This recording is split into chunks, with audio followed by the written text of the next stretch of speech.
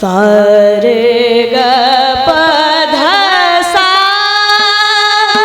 सा ध प ग रे सा आ आ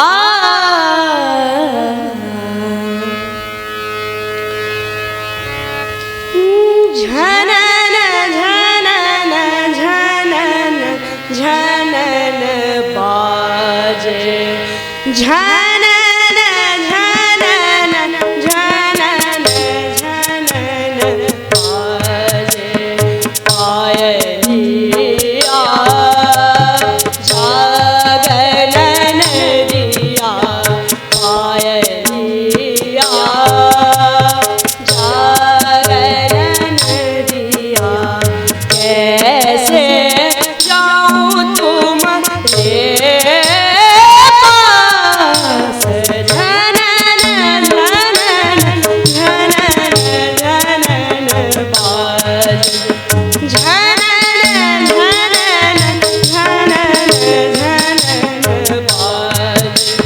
पायलिया जागरण दिया पायलिया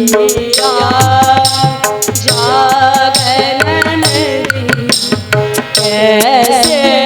जाऊं तुम्हारे पास झनन झनन झनन झनन बाज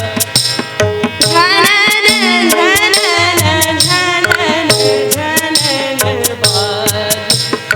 एक तो बयरी मोरी सास ननदिया एक तो बयरी मोरी सास ननदिया और ननद अधियारतिया और ननद अधियारतिया सब ही करत मुस्कुरात झनन झनन झनन झनन बाज झनन झनन झनन अरे ग प ध सा ध प ग रे झनन झनन झनन आ झनन झनन झनन अरे ग प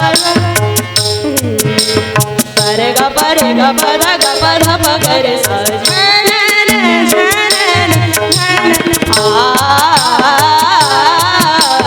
झनन झनन झनन ग प ध सा ध प सा ध प ग रे झनन झनन झनन आ झनन झनन झनन झनन झनन झनन ग प ध सा ध प ग रे झनन झनन झनन ग प ध सा रे सा ध प ग रे सा झनन झनन झनन आ झनन झनन झनन झनन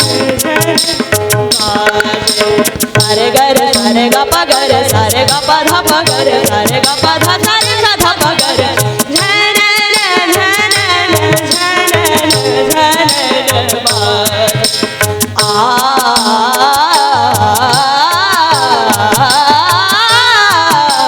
झनन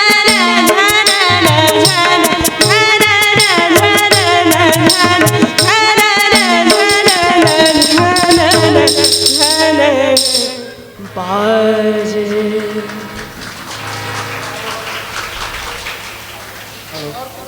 हेलो,